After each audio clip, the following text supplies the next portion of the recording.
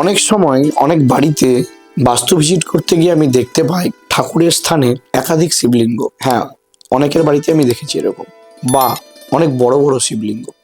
হয়তো আপনারা জানেন না যে শিবলিঙ্গের মাহাত্ম্য কি, তাই আপনারা এই ভুলটা করে থাকেন। প্রথম কথা হচ্ছে, বাড়িতে একাধিক শিবলিঙ্গ না রাখাই ভালো। এটা আপনাদের কিন্তু ভালো তো করবে না, উল্টারও ক্ষতি করবে। আর শিবলিঙ্গ যদি রাখতেই হয়, ছোট রাখুন, অর্থাৎ বুড়ো আঙুলের সমান। আপনার বুড়ো আঙুলের সমান শিবলিঙ্গ রাখাই কিন্তু বাড়িতে ভালো। আপনার কাছে একটি বড়, আপনার সমান বা আপনার শরীরের অর্ধেক শিবলিঙ্গ আপনি বাড়িতে বসিয়ে দিলেন, ভাবলেন খুব উপকার হবে না।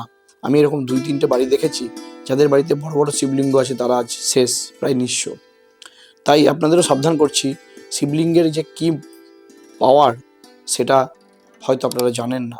তাই হাই ভোল্টেজ তার যেরকম আপনাদের জীবন নিয়ে নিতে পারে, তাই খুব বড় লেভেলের শিবলিঙ্গ বাড়িতে রাখলে কিন্তু আপনাদের ক্ষতি হতে পারে।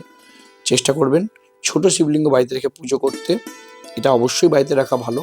এতে সমস্ত রকম নেগেটিভ এনার্জি বা নেগেটিভ যে ক্রিয়া, সেগুলি দূর হবে।